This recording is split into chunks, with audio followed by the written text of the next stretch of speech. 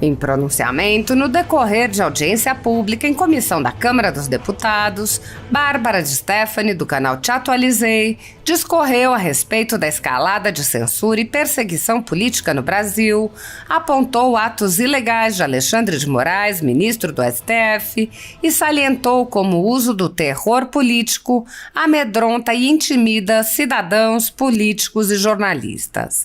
A comunicadora encetou: "Vou começar essa manifestação dizendo que estou com medo. Eu não estou brincando. Sim, Alexandre de Moraes, você conseguiu, eu tenho medo. O risco de você ser interpretado de maneira diferente, você cai em inquérito, as pessoas são processadas, são presas. Se fosse depender do medo, o Brasil ainda seria colônia. O mínimo que a gente tem que ter é coragem." Dessa forma, Bárbara de Stéfani rememorou: "A primeira vítima da censura no Brasil foi a imprensa, a revista Cruzoé, com matéria sobre o Toffoli. Revelava o codinome usado para se referir ao Dias Toffoli na Odebrecht, o amigo do meu pai.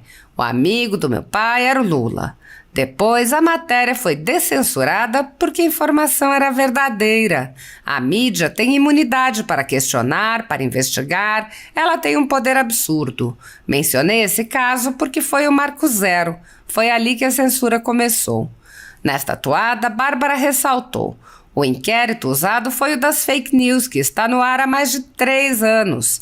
Dizem que há núcleos de produção, de compartilhamento, há uma tentativa de criminalização até de quem recebia os superchats no YouTube. Eu nem fazia lives, nunca recebi dinheiro de ninguém, nunca recebi pauta de ninguém, a Secom nunca me mandou um informe, nunca na minha vida eu sentei com nenhum político para negociar meu apoio a qualquer projeto que seja. Isso nunca aconteceu. E eu sou investigada no inquérito das milícias digitais." No ensejo, Bárbara apontou como petistas como Gleisi Hoffmann contrataram influenciadores digitais para que publicassem conteúdos favoráveis ao PT, mas jamais sofreram buscas e apreensões, prisões ou responderam a inquéritos. Empresas envolvidas em escândalos bilionários de corrupção foram alvo de diversas medidas judiciais e em processos após apresentação de provas e seguindo o devido processo legal. Não há notícia de que empresas, mesmo com as provas, tenham sofrido medidas cautelares de apreensão de todos os seus equipamentos ou de toda a sua receita. Esse tipo de medida, entretanto, é comum em inquéritos conduzidos nas cortes superiores contra conservadores e apoiadores do ex-presidente Jair Bolsonaro. Nesses inquéritos, basta que parlamentares de extrema esquerda apresentem relatórios ou reportagens produzidos por pessoas suspeitas e interessadas, acompanhados de listas de pessoas a serem perseguidas, para que essas pessoas sejam privadas de direitos fundamentais.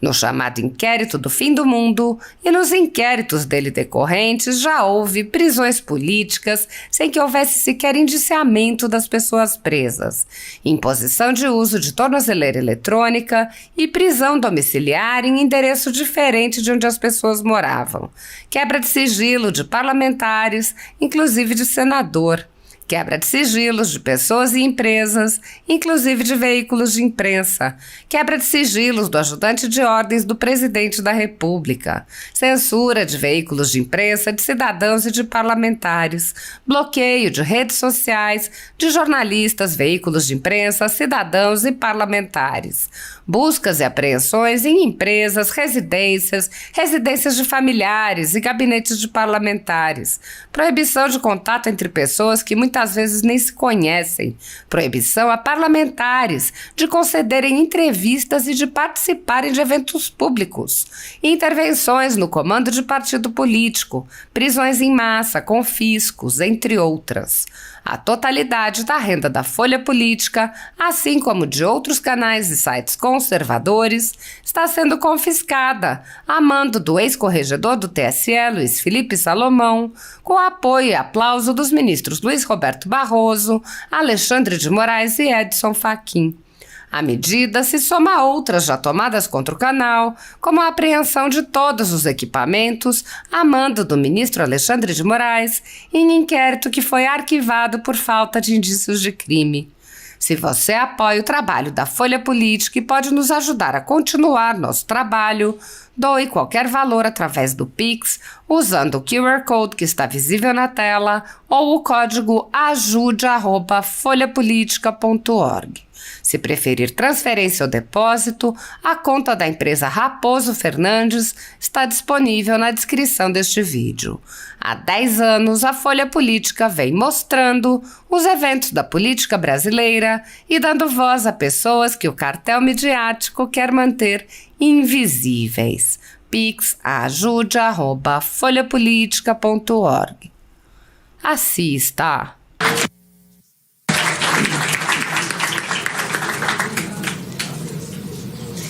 Boa tarde, gente. Muito obrigado a todo mundo que está aqui. Isso mostra que a gente realmente quer participar. A gente chamou e vocês vieram. Obrigada. Não desistir da política. Eu sei que é tentador às vezes, é desanimador às vezes, mas a política é feita por nós, tanto que estamos aqui. Então, muito obrigado por todos vocês que vieram, por todos que estão assistindo. E vamos começar. Que ninguém saia daqui preso, né? Amém. Seguinte, gente, eu escrevi tudo que eu tenho para falar. Primeiro, porque eu não queria perder a oportunidade de falar exatamente tudo que eu acho que precisava ser dito. Segundo, porque eu dosei bem as palavras, né? Não vou correr o risco de ser emocionada aqui.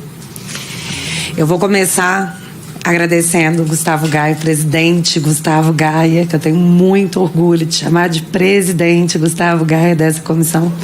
Parabéns por tudo que você tem feito. Meu amigo, deputado Felipe, Carolina de Tone. Gente, eu vou citar o nome de todo mundo, não. Que bom, deputados, que vocês estão todos aqui. Porque, igual a Ana Paula falou, a gente precisa de vocês. A gente sozinho, a gente, na verdade, se sente sozinho. Então, vocês têm que ser a cavalaria. Quem tem que ir na frente é vocês. E eu espero que vocês façam isso e vocês estão aqui, na cavalaria. Obrigada pela presença. Eu vou começar essa manifestação dizendo que eu tô com medo. E não é brincadeira, não.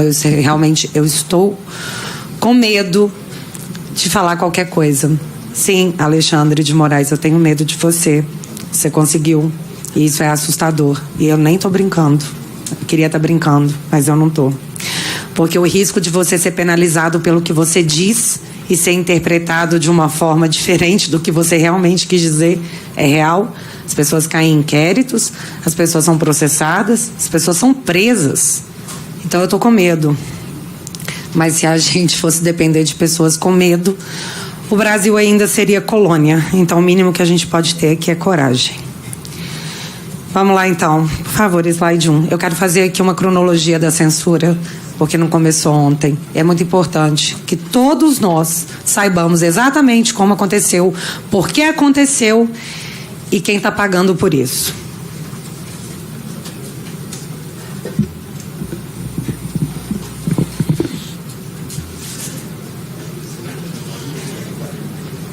Falha técnica.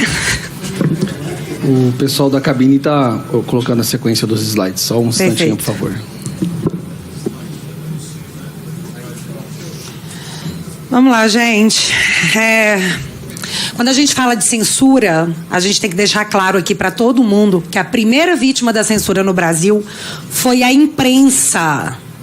A primeira vítima foi a imprensa com essa matéria. O amigo do meu pai, da revista Cruzoé, do dia 11 de abril de 2019, onde a Cruzoé contava que teve acesso a um documento da Operação Lava Jato, onde o Marcelo Odebrecht revelava o codinome usado para se referir ao ministro Dias Toffoli na empreiteira, que era o amigo do meu pai, porque o amigo do meu pai era o Lula. Essa matéria foi censurada. Slide 2, por favor. No dia 15 de abril, o G1 já noticiava, e eu estou colocando matérias da grande mídia, que eu sei que tem gente de esquerda aqui, para não falar que eu estou fazendo fake news, é importante provar os fatos, porque as pessoas negam os fatos. No dia 15 de abril, o G1 noticiava que o STF estava censurando sites e estava mandando retirar matérias que ligavam Toffoli ao Odebrecht. E ainda conta que o ministro Alexandre de Moraes, relator do inquérito, além de censurar a matéria, estipulou uma multa de R$100 mil e determinou que a Polícia Federal ouvissem os responsáveis pelo antagonista e pela Cruzoé. Isso não começou ano passado. E assim, eu ainda nos dias de hoje, eu não entendo qual foi o crime cometido pela Cruzoé, tanto que a matéria foi descensurada, ela voltou para o ar porque, de fato, aquela informação era verdadeira. E é isso que a mídia tem que fazer. A mídia, ela tem que questionar, ela tem que investigar, porque do momento que a mídia para de fazer isso, ela vira publicidade. E não é para isso que a mídia tem imunidade. Ela tem imunidade para questionar e investigar, porque a mídia tem um poder absurdo. E todos nós sabemos disso. Eu mencionei isso para vocês porque, para mim, ele foi o marco zero. Foi ali que a censura começou. E esse inquérito que foi usado para censurar a Cruzoé, foi o inquérito das fake news que está no ar aí há mais de 4 anos.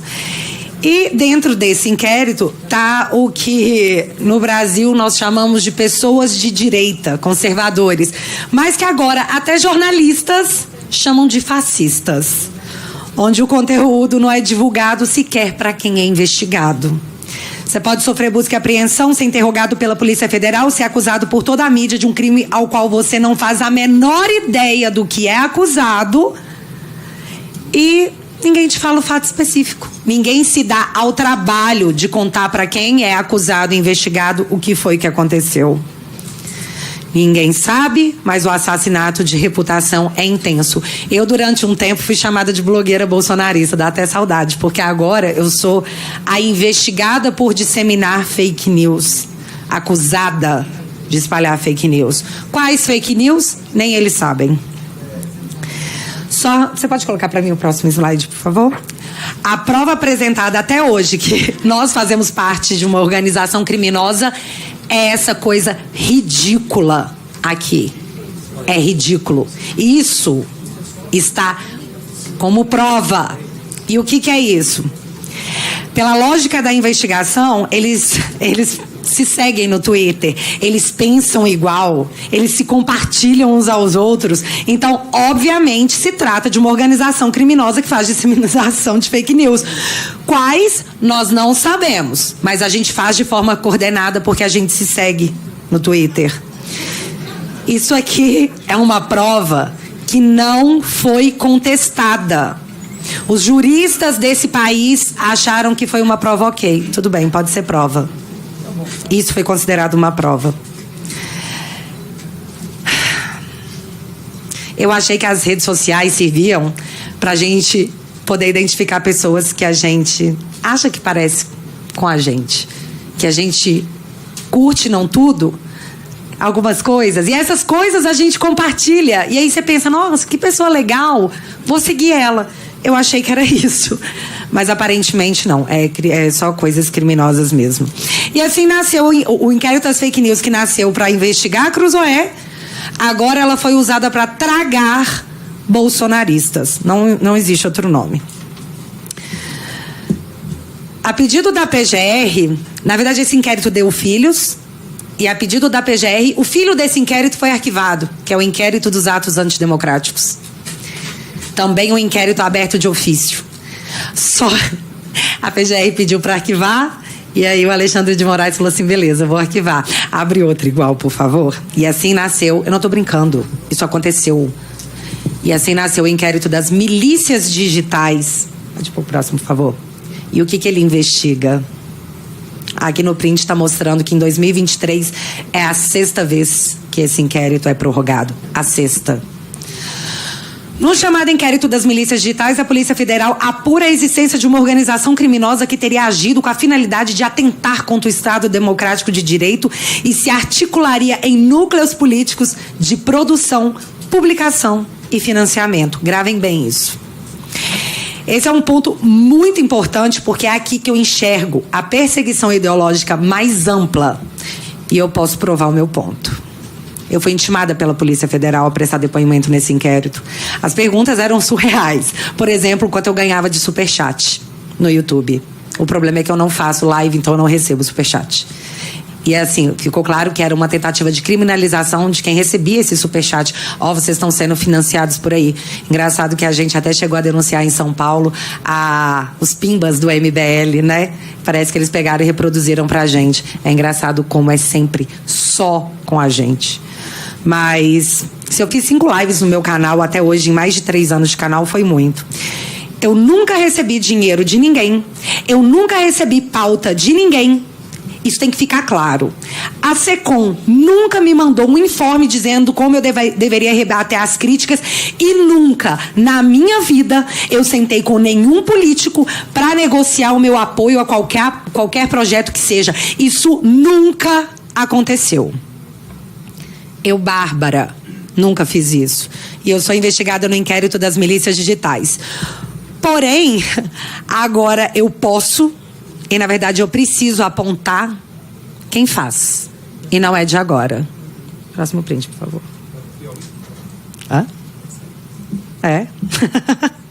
Mensalinho do Twitter. Em 2018 estourava o que toda a mídia chamou de mensalinho do Twitter. Em 2018, galera.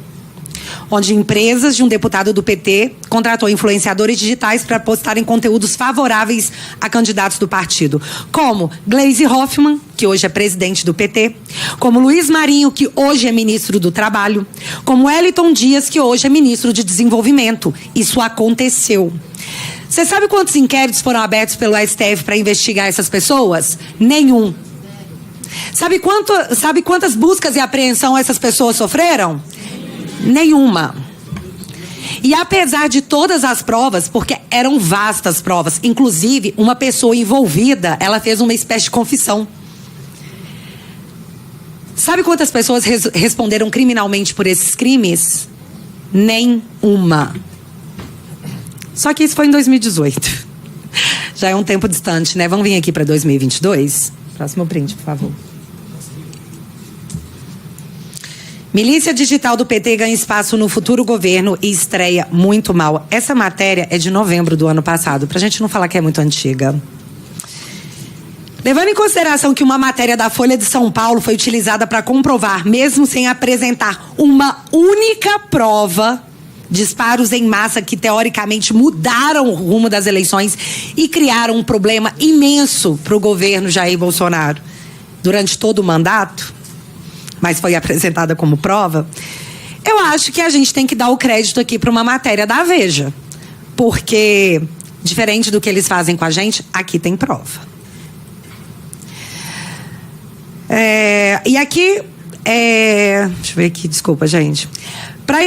Matérias jornalísticas foram usadas para poder embasar decisões judiciais. Quem não lembra aí do Metrópolis e os empresários que tiveram uma conversa vazada, uma conversa privada vazada, e empresários sofreram busca e apreensão, tiveram bloqueio de bens e foram banidos das redes sociais. E fique claro, um desses empresários ousou postar um emoji. Ele não falou nada, ele postou um emoji. A justiça desse país considerou como prova, pegou esse material e promoveu esse avanço inacreditável em cima de empresários, onde tudo não passava de uma conversa privada de WhatsApp. Pois bem, aqui a matéria nos mostra de maneira objetiva alguns exemplos de como age a milícia digital do PT sem nenhum tipo de obstáculo jurídico. Próximo print, por favor. Esse é o deputado Janones. Aqui ele está contando que a SECOM enfiou 13 milhões de reais, período eleitoral, tá, galera? Enfiou 13 milhões de reais o dinheiro do povo para Paraná Pesquisas. Essa notícia é falsa. A própria matéria coloca embaixo, irresponsável. A denúncia é infundada de que o Planalto gastou 13 milhões com o instituto que trabalha para o PL. Isso foi em período eleitoral. Nada foi feito. Judicialmente, nada foi feito. Tanto que não para, né? Tá aí até hoje. Mas eu preciso abrir aspas para a matéria, porque eu não tenho coragem de colocar em palavras minhas. Porque eu posso ser acusada de fake news. Então eu vou colocar nas palavras da Veja. A milícia digital petista atuou desde o início com método e organização. Muitas das fake news varreram as redes sociais com ataques ao candidato do PL, foram produzidas por uma equipe de jovens militantes sob a coordenação de Janones. A matéria-prima, além dos acontecimentos políticos do dia a dia, foi colhida em fóruns na chamada Dark Web, ambiente da internet onde é possível comprar e vender informações sigilosas e discutir assuntos, inclusive ilegais, sem deixar rastros. O passo seguinte da estratégia era mais simples. As estações eram transmitidas a grupos de transmissão, do qual faziam parte jornalistas acomodados ao PT, políticos famosos e influenciadores digitais, como Felipe Neto e Nath Finanças. Próximo print, por favor. Aqui, essa mocinha, eu vou abrir aspas de novo para o que ela fez. Era tudo encenação. A falsa eleitora de Jair Bolsonaro é, na verdade, a streamer Marina Mamed, de 32 anos, uma das parceiras de Janones na empreiteira eleitoral. Ela criou um perfil falso nas redes sociais para se apresentar como apoiadora do ex-capitão. Fecha aspas. E o que nós temos aqui? Eu preciso deixar isso bem claro. Organização, produção, disparo em massa, criação de perfis falsos, disseminação de fake news em pleno período eleitoral. Mas isso não é tudo que eles nos acusam de fazer? Só que isso foi uma denúncia da Veja. E eu não vi ainda a Veja ser usada para embasar nenhum tipo de medida judicial. Mas a Folha já. A Folha já foi usada. Então vamos ver a matéria da Folha. Próximo print, por favor. De um passado super distante, conhecido como anteontem. Grupo de influenciadores pró-Lula repete tática bolsonarista nas redes. A matéria diz que, além de defenderem o governo nas redes, eles usam uma tática de contra-ataque que, em momentos de desgaste, eles pegam, então, um momento de desgaste e usam a tática. Usando mentiras contra a família do antecessor Jair Bolsonaro para poder desviar o foco. E sim, eles dão exemplos. Olha só, tem materialidade. Um exemplo desses é um homem chamado Rony Telles, influenciador de esquerda, que pegou uma fala da Michelle Bolsonaro dizendo que os móveis que ela retirou eram seus, da sua casa. E postou dizendo que a Michelle falou assim: gente, os móveis que eu tirei do Alvorada eram meus, eram da minha casa. Foi o que ela falou. E olha como ele reproduziu no Twitter. Abre aspas. Michelle diz que móveis projetados por Oscar e Ana Niemeyer tirados do Alvorada eram seus e criticam Lula. E aí, quando ele foi questionado pela Folha de São Paulo, foi atrás para perguntar. Ele respondeu que era só uma brincadeirinha. Que o Twitter era um lugar para coisas mais ácidas, mais sátiras. Era brincadeirinha. Eu não tô brincando. Foi o que o senhor Rony Telles falou. Isso está na matéria. Mas o influenciador na matéria afirma que tem contato com a SECOM e que, sim, recebe material do governo, coisa que nós nunca fizemos. É importante vocês gravarem essa informação, porque eu já vou mostrar o porquê. No outro momento da matéria, a Folha mostra o influenciador de esquerda Thiago Reis, que eu acredito que muitos conheçam, que publicou que a ex-primeira-dama, quando estava todo mundo falando sobre a Janja, tá lá em Portugal comprando uma gravata caríssima, o que para mim é problema dela. Eu não tô nem aí se a Janja compra 50 gravatas de 1 milhão. Se for com o dinheiro dela, o problema é dela. O que eu achei ruim é que não bate muito com o discurso do esposo dela, o atual presidente da República, que diz que a classe média ostenta um padrão acima do necessário e que não precisa de ter 2 televisões. E aí você vai lá e compra uma gravata caríssima numa empresa de luxo. Pra mim é incoerente. Mas não deixa de ser um problema dela. É um problema dela. E qual é o problema que eu vejo nisso? Que esse influenciador também está na matéria da Folha. Disse que Michelle Bolsonaro, quando esteve em Dubai, comprou um sapato de 20 mil reais com dinheiro público.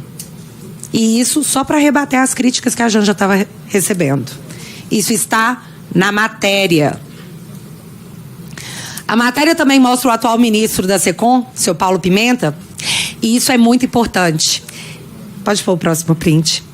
Que tempos atrás disseminou em suas redes sociais a ideia de que a facada contra Jair Bolsonaro era falsa, chamada de fakeada. Tá aí, ó. Esse aí é o print dele, tá? Me dei esse trabalho. E isso é importante, porque o blog de esquerda Brasil 247 produziu um documentário onde induziu quem assistia a pensar, de forma clara, que a facada foi falsa, como o próprio título diz, uma fakeada no coração do Brasil. E como estamos falando de censura, vale ressaltar que o Brasil Paralelo teve a produção com o tema Quem Mandou Matar Jair Bolsonaro censurada sem que o conteúdo fosse conhecido. E o que nós temos aqui é um atual ministro desse governo colocando na rede social que hospitais estão mentindo para a população, que médicos estão mentindo para a população, que existe um esquema monstruoso de desinformação e mentira que é acobertada para convencer a população que Bolsonaro sofreu uma facada. Porque para ele é uma fakeada. E é óbvio que ele pensa isso, porque isso é publicação dele. Galera, eu falei para vocês que eu nunca recebi dinheiro de ninguém. Nem instrução da SECOM, nem de nenhum parlamentar para postar algo. E eu deixo claro também que eu nunca sentei à mesa para negociar meu apoio a nenhuma pauta do governo. Nunca! Isso nunca aconteceu. Agora eu quero mostrar uma coisa para vocês.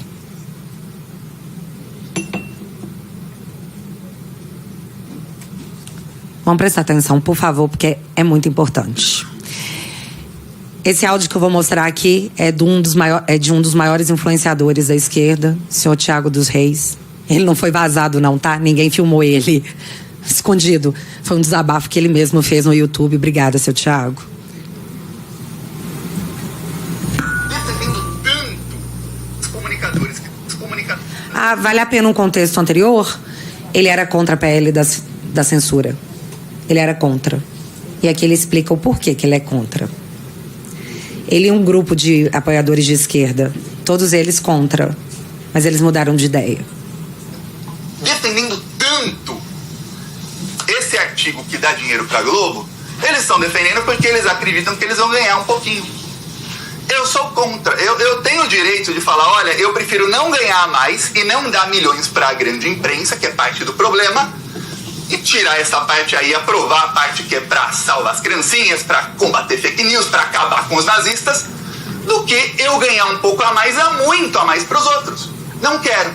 Alguns são a favor, eles estão defendendo aí o ganha-pão deles, mas eles serem a favor e arrepentar que eu sou mercenário é um negócio assim. Eu falei literalmente que eu não quero a mais, se for para dar mais para os outros. Tem gente que aceita. Se o fulano aceita ganhar 10, 20% a mais, 30% a mais, e dar não sei quantos milhões aí para todos os veículos de grande mídia, é opção deles.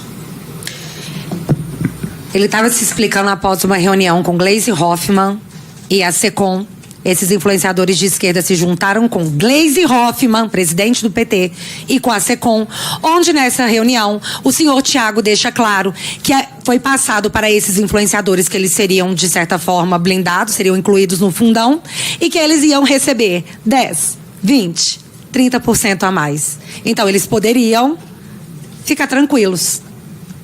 Eu nunca me sentei à mesa para negociar o meu apoio. Mas essas pessoas, após essa reunião com a presidente do PT, após essa reunião com a SECOM, mudaram de ideia e passaram a aprovar o projeto. O problema deles foi resolvido.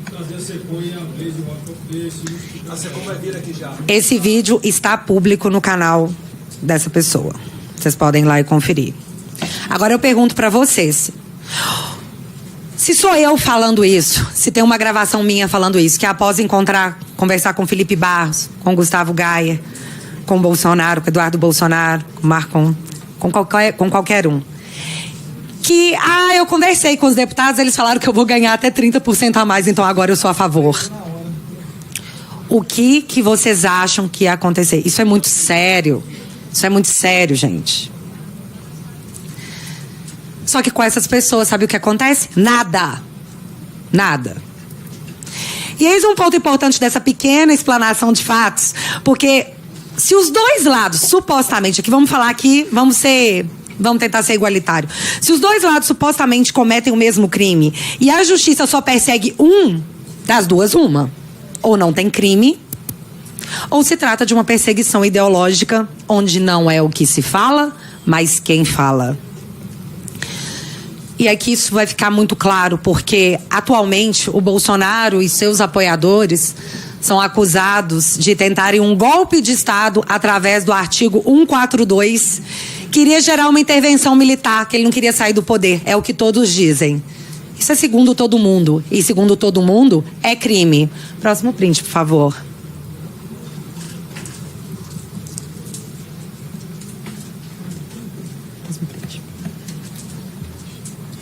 Não, é o anterior.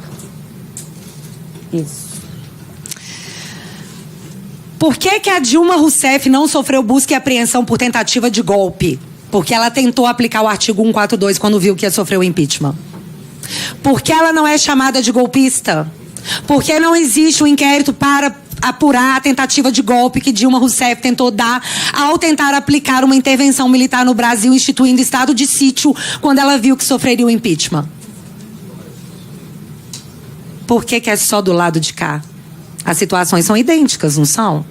Bolsonaro não é acusado de tentar assinar aí o artigo 142 para tentar uma intervenção militar? A Dilma tentou, só que ela não conseguiu. O Bolsonaro, se fez, também não conseguiu. Qual é a diferença? Por que só um lado é criminalizado?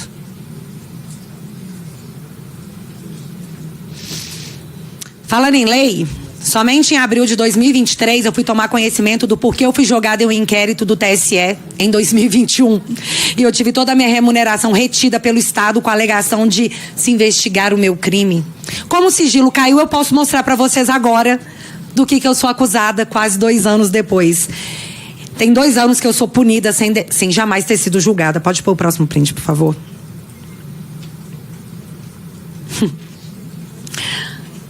Isso aí é o que está dentro do inquérito. Esse inquérito aí que me aponta como uma criminosa. Agora no Pingos dos Is, Bolsonaro e Felipe Barros mostraram relatórios do próprio TSE que confirma que o hacker teve acesso por meses ao sistema do TSE e inclusive acesso à fonte do sistema eleitoral, onde podem ocorrer a programação para fraude. Laudo do próprio TSE, que hoje jura ser intransponível. Peraí. Tem ou não tem? Isso é fake news? Tem ou não tem? Tem. Tem. Esse aqui é o mais legal. O hacker permaneceu dentro do sistema do TSE em 2018, de abril a novembro, no coração do processo eleitoral. Nos códigos-fonte das urnas. Só para informar, para trocar o próximo slide. Você já está lendo o próximo, não é, Bárbara? Não, esse. só nesse. É só porque esse aqui é importante, porque eu pesquisei esse aqui, eu não achei a resposta, não. Nos códigos-fontes das urnas. Quando a PF pediu os dados do que o hacker fez dentro do sistema, o TSE respondeu que, ops, foi apagado, foi mal. Isso aqui foi colocado como se eu estivesse atentando contra a democracia, mas tem 3 dias que eu estou pesquisando em toda a internet, em todas as manifestações do TSE, onde eles desmentem essa informação, que está no laudo da Polícia Federal. Se isso é fake news, eu gostaria que me fosse provado que é fake news. Porque nós temos um documento dizendo que não é. Mas aqui eu fui acusada de fake news. Além disso, tem 2 vídeos transcritos meus.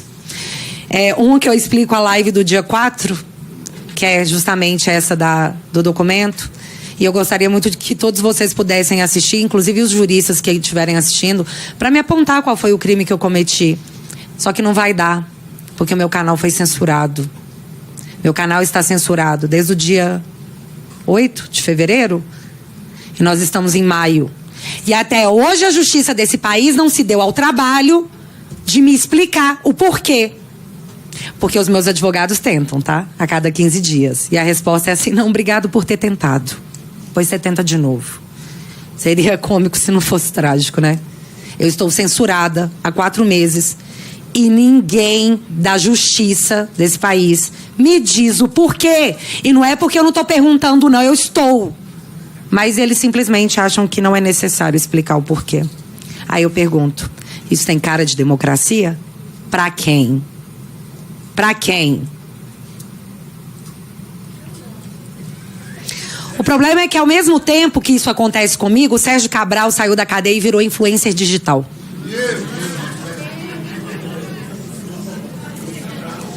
O cara pegou 400 anos de cadeia por corrupção e teve todas as suas sentenças anuladas e hoje ele é influenciador digital. Ele fez um videozinho gravando super feliz que ele tem 20 mil seguidores. 20 mil pessoas estão batendo palma para esse influenciador. E aí eles me juraram que todas as perseguições que estamos sofrendo são em nome da democracia. Todo mundo calmo, eu estou fazendo isso em nome da democracia. Uma democracia não permitiria o que aconteceu com o Telegram. Nunca. E quem se manifestou contra o PL 2630, que é tão errático, tão problemático, até a Folha se manifestou? Pode pôr o próximo print, por favor. O negócio é tão errado que até a Folha teve que aparecer para dizer que, opa, esse PL aí dá margem para criar quase um soviete, né? Ela não colocou isso, mas é exatamente isso. E isso é apenas um aspecto muito pequeno do quão problemático é esse PL. Tá? Não é para proteger as crianças. Não é para tornar a internet um ambiente mais seguro. Porque se fosse, por que a remuneração da mídia ia estar inserida nesse projeto? O que isso tem a ver com proteção das crianças? E aqui eu vou agradecer demais o senhor Tiago dos Reis de novo, porque é mais um áudio que eu tirei do canal dele. Prestem atenção. Por que a mídia está inserida nesse projeto? CNN vai estar lá, Menor vai estar lá comendo caviar. Aí vai ter o pessoal dessa mídia que está falindo, que também me atacaram muito. Eles vão estar lá comendo filé mignon e nós estaremos no chão. O que cair de migalha a gente pega. Eu não quero. Eu prefiro que não tenha jantar nenhum. Vamos focar em combater fake news. Não dá? Eu falei com deputados, falaram, mas tinha que ter isso para passar o projeto de lei. Falei, tinha que ter isso para passar o projeto de lei. O Tiago se manifesta, diz, poxa, tira isso. Pra que você quer um PL da Globo? Eles chamam de PL da Globo. E ele fala assim, pô, não dá para tirar, porque sem isso o projeto não passa. Ah, não, mas aí a pergunta é muito mais interessante do que essa. Por que não passaria? Por que não passaria se tirasse? Não é para proteger as crianças? Não é para tornar a internet um ambiente mais seguro? Aqui, os deputados de esquerda disseram para essa pessoa que se tirar a remuneração da mídia, o projeto não passa. Isso significa que a mídia só está apoiando esse projeto porque ela será bem remunerada por isso? Isso significa que não se trata de proteção às crianças, não se trata de ambiente seguro e sim de controle? E a mídia está apoiando isso porque ela vai levar uma bolada muito grande? Isso tem cara de democracia para algum dos senhores, das senhoras? Mas eles estão falando que é tudo em nome da democracia. O Durov, que é o criador do Telegram, para quem não sabe, ele criou o Telegram para fugir de ditaduras. Ele criou isso para criar um ambiente seguro para as pessoas se expressarem na Rússia. O Durov, o dono do Telegram, ele é perseguido pelo Putin. Você acha que ele está olhando para a gente como? Você acha que eles estão preocupados com o Brasil? De falar assim, oh meu Deus, tem um ditador lá. Ele lida com o Putin, galera. O que ele vai fazer é não fazer. Se aqui não pode ter uma democracia e o meu trabalho foi para se gerar um refúgio para ditaduras, tô fora. E não é só o Telegram que vai sair. Vai vendo. Eu quero ver o que vai ser um dia de Brasil quando a gente acordar e o Google estiver fora do ar. Aí a gente vai ver o que é mais importante. É o Brasil funcionar ou se é um ambiente democrático que a justiça quer impor. Ou a mídia, né?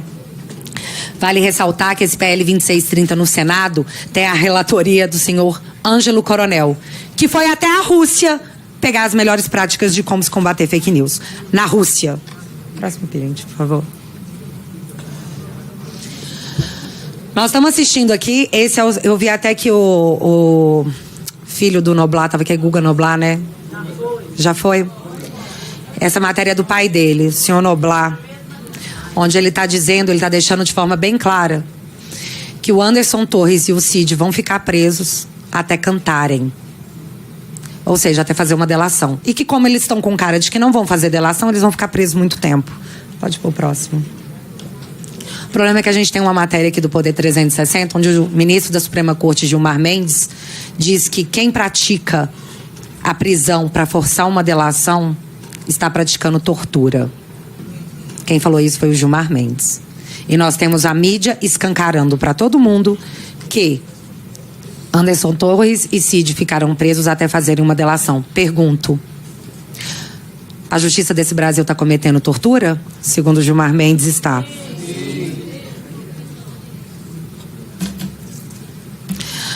Todos que apoiaram Jair Bolsonaro estão sendo caçados e desumanizados para que qualquer coisa possa ser feita contra eles sem que ninguém reclame. Nazista não tem direito a nada. Então que se faça o que tiver que ser feito para eliminá-los. Isso não é democracia. A minha geração cresceu ouvindo que a geração anterior combateu a ditadura de 64, que lutou pelas liberdades, que lutou para que a gente fosse um país livre. E aí chega a minha geração, chega a vez da minha geração, e ela aplaude a censura em nome de uma perseguição ideológica. E isso não é democracia. Não é. Veículos de mídia foram fechados, canais de opinião foram censurados, o meu canal foi censurado, centenas de pessoas perderam seus perfis na internet para que seu direito de opinião fosse retirado sem julgamento. Assassinato digital. No momento em que eles querem preservar os direitos digitais. O que aconteceu com Cala a Boca Já Morreu? Para proteger pessoas que faziam críticas políticas. E hoje nós temos um movimento de censura que preserva um dos lados. Isso não é democracia. A esquerda disse que era mentira que a internet seria regulada, censurada. Nós fomos censurados porque nós dissemos isso. Vocês lembram? Tem inquérito sobre isso. Inclusive eu estou em todos eles. Print 17, por favor. Na última vez que eu tive nesse congresso, eu pedi para as pessoas, eu pedi para os nossos parlamentares que eu tivesse o mesmo direito que um corrupto condenado e que um traficante tiveram. E agora eu volto aqui, eu volto a esse congresso para dizer para vocês que o corrupto, um dos corruptos condenados, virou influenciador digital. Que o traficante teve o seu helicóptero devolvido porque as suas penas foram, as provas colhidas contra eles foram anuladas pela justiça desse país. Esse helicóptero era usado para poder transportar órgãos, para quem não sabia. E em clima de derrota, a polícia devolveu o helicóptero do narcotraficante André do Rap. Então, a conclusão que eu chego nesse meu segundo retorno a essa Casa do Povo é para deixar claro que, de fato, corruptos e traficantes têm mais direito nesse país. Nada é pior do que ser de direita, conservador ou ter cometido o pior dos crimes, que foi apoiar o presidente Jair Bolsonaro. Nós temos que ser eliminados.